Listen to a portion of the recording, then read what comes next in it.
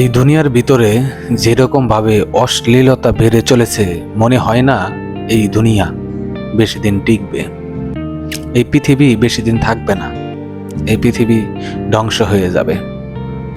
যেই রকম ভাবে অশ্লীলতা ছড়াচ্ছে, যৌনতা ছড়াচ্ছে, মানুষ প্রখরভাবে ধাবিত হচ্ছে ওই দিকে।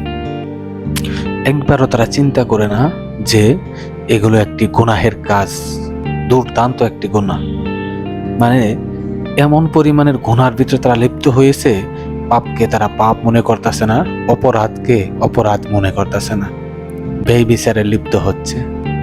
দেখা গেছে ঘরে স্বামী আছে, সন্তান আছে, তারপরও পরকীয়ায় লিপ্ত হচ্ছে।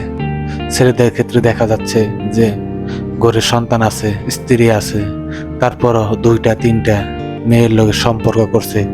যাদের লোকের সম্পর্ক করতে আছে তাদেরও পরিবার আছে, তারপরও তারা করে যাচ্ছে। তাদেরকে জিজ্ঞেস করলে তারা বলতে পারে না কি জন্য তারা এসব করতেছে।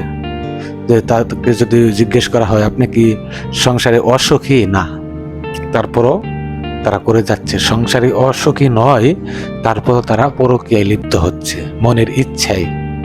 মানে মন চাচ্ছে, খুব ভালো লাগে না তাই করি।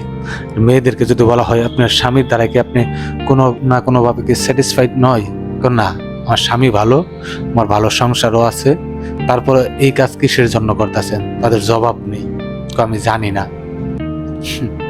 এটা কেউ কি আসলে মেনে নিবার মতো? তুই জানিস না, তুই গুনার ভিতরে লিপ্ত হয়ে গেলি মনের আবেগে।